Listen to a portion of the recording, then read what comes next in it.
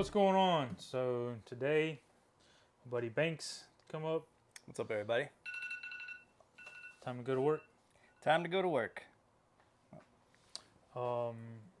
He picked up a crested, and well, there's a gargoyle in there too. But anyway, we picked up a whole collection of crested geckos. He brought them up, and we sorted them out. Going to keep some, going to sell some. So. Yep. So Savage Morris will have geckos and gargoyles now. Yep. So moving right on up. Yep. It's crazy how that works. How many animals you collect very quickly? It's surprising sometimes. Oh yeah. I mean, what has it been? 7-8 months maybe since I bought my first snake from you. Crazy. Yeah. But you hustle and it adds up. Yep. All right. So today, as promised, I'm going to show off some tragic stuff. So before we start showing it off, let me give you a little bit of back history on tragic, where the name come from, what is it, all these other things. I don't think we've dropped a video actually explaining it yet. And it's still a new gene for us. So the tragic gene basically came from a wild caught imported female that Chris Davenport somehow or another acquired. I'm not sure. You have to ask him exactly how he got it, but he got a female that was obviously something crazy going on. And we have those. We have imports that we breed from time to time, and everybody out there probably has a little dinker project that they're working on. It's just something that ball python people especially like to work on. That's like the dream, right? Yeah, I mean, you get dinker and hopefully you hit something cool. Exactly. Yeah. So, and we have a couple of projects that pan out, and we have a bunch that don't pan out. The tragic is one that has panned out, and so we have one female or one original female, and that's it. So that's all we had to work on. So this has been going on quite some years now, as far as pairing that to certain things, this and that. We've tried pairing, and I don't remember what the very first pairing that Chris actually done with the tragic, but I know that some of those animals were held back. It was a leopard, I think. Yeah, had to have been. So the very first pairing was a leopard. What he bought as a leopard cypress. Okay. Ended up not being cypress.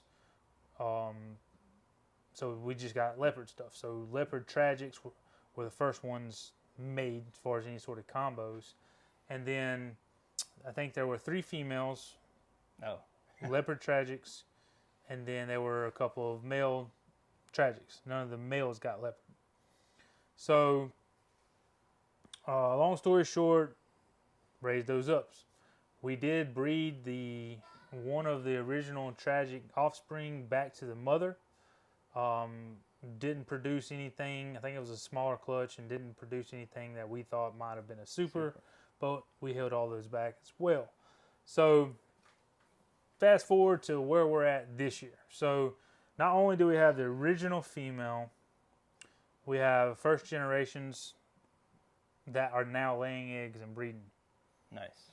So many of the animals that y'all are about to see, or majority of the animals that y'all are about to see, come from the second generation off of the wild caught import. So F3s, basically. Right. And then, we kept some F3s from last year as well that we're raising up. And there's some F3s from last year that are actually still available. So we did post up a male and 2 females. And I think we have a male and female still available from last year. So, where did the name Tragic come from? I don't remember, to be honest. I knew it was a dark mutation. I wanted something that was a little bit unusual, something that kind of caught your attention when you said it.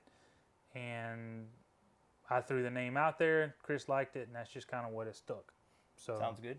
We were looking for something dark, mayhem, or mayhem would have been cool too. I like that. And we may have something coming up that we may call mayhem, but I just threw it out there. It was dark. We knew the gene was dark. We knew the animals were dark. It just stuck. So that's how I got his name.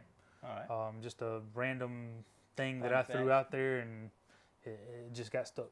So it wasn't really like purposely named that or anything. It sounds good to me. So, I like it. yep. So what does tragic look like? So let's start with single gene form.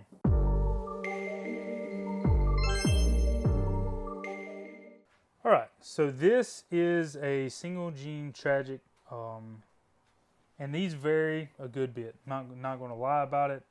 The tragic gene, the single gene form, can be quite tricky to ID, and they just vary a lot, and that sucks. Not going to hold anything back on that.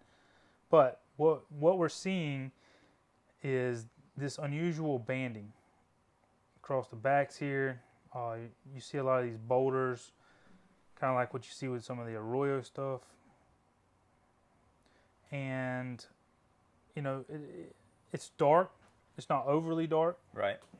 All right, so this is another one. This is a tragic het pied female that I'm holding back. And she's a little bit darker. So there is some variance in the darkness on these things too. I would definitely say that this one is on the lighter scale and this one is more on the darker scale. So there is some variance in the pattern as well as the color. So that's kind of cool though. Well, it makes it hard to ID. Again, in a single form, it's not the easiest gene to ID. You know, it just kind of is what it is. So first one we're going to show off as far as combos go. Unfortunately, she's in shed, but this is a redhead tragic. Again, it's unfortunate she's in shed, but she is super, super dark. And just to give you a comparison, this is a redhead without the tragic. So even in shed, you can tell that there's definitely a big difference in pattern and color here. Oh yeah, it's just way darker. So this pairing is really what made me, or this animal here is really what got me excited on it when we produced this year, because I knew for sure there was not any more maybes.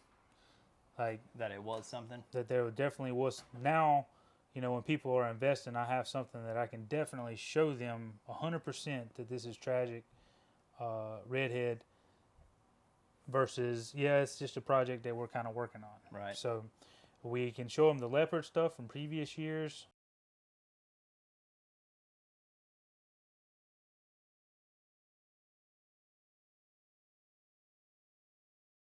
The next thing the next clutch that hatched was we put tragic to yellow belly, because you know sometimes yellow belly can give these unusual patterns, so we wanted to make sure that it's not in the yellow belly complex.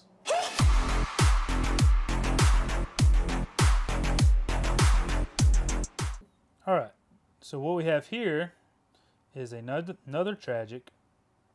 So we bred the original tragic female to an inchy lavender, and we got a huge clutch.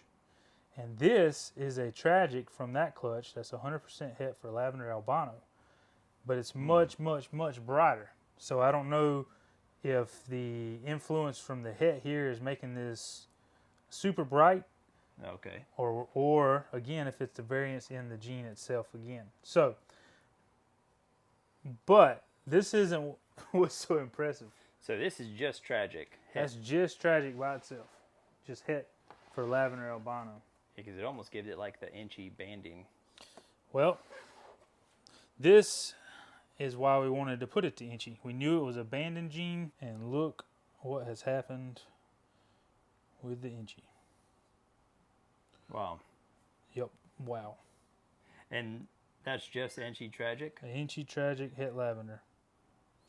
I mean, look at the pixelated stuff going on the side too.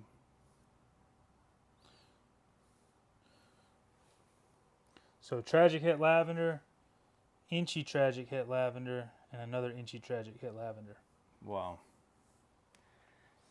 So this backed up with the redhead, backed up with the leopards, we know 100% that this gene is legit. Yeah, something completely different. And to the best of my knowledge, we haven't seen anything out there. I would say the closest looking thing to these are like the Jungle Wama Mario project / the original Jungles. Those are like the closest things that I could think of in comparison to what these might be, but those don't look like that in the single gene form. So, right, yeah. I mean, I've never seen anything like this before. Yep. All right, so we're going to put these up and get out some older ones from last year, just so we can look at how they age a little bit. All right, so this is a male that was produced last year. He's up on the website at Morph Market, has been for a little while. And as you can tell, it's definitely a dark gene. Usually they age pretty much like this. But you can see some of the crazy banding, some of these boulders. This particular one has a little bit more alien heads than what we normally see in it. But a super cool pattern. So again, the single genes do seem to vary a lot. Not going to deny that. I'm not trying to sell something that, you know, is not true. So the single gene is difficult to ID. They do vary, lightness, darkness, and the patterns. So this is all new to us. You know, it's a work in progress, just like anything else. The most impressive ones that we've seen again are the redhead, the leopard, the inchies now. The inchie looks really cool. I like that. So it's just a matter of plugging this stuff in to figure out where the combos are. So right. And just to give you a little bit of insight, so the people that originated like GHI, they ended up breeding the GHI to many different animals before they really released it. And then once they made the GHI Mojave, that looks so spectacular. I mean, it's probably one of the best 2-gene animals out there. Oh yeah. Once they made some of those, that's what made that gene take off. So they didn't release a lot of GHI stuff until they had some combos that they could show off. Right. So they were pushing the combos, but they were mainly only just selling the single gene animals. Makes sense. You know, and when you want to buy into any project, that's kind of the easiest way to do it most of the time, is buying a base form animal, you know, and then working it into your own thing. Right. The gamble part of that is you don't know what's going to work great with that or not. Exactly. So, you know, the tragic may unlock just a few genes and it may not do anything else, or it may go crazy with Mojave. Yeah, Mojave or something along those lines. Yeah. So, you know, who knows? Anytime you're working something new, be prepared to have plenty of space to put in the work.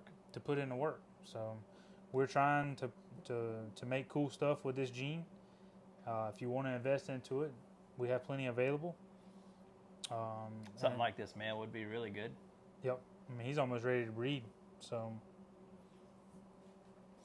anyway, that's about all the information that I have on the tragic. Again, I'm not trying to sell anybody on anything. Just putting it out there, what we've seen, what we've produced, and we're going to keep plugging away at it till we unlock some more. So, holler at me if you're interested.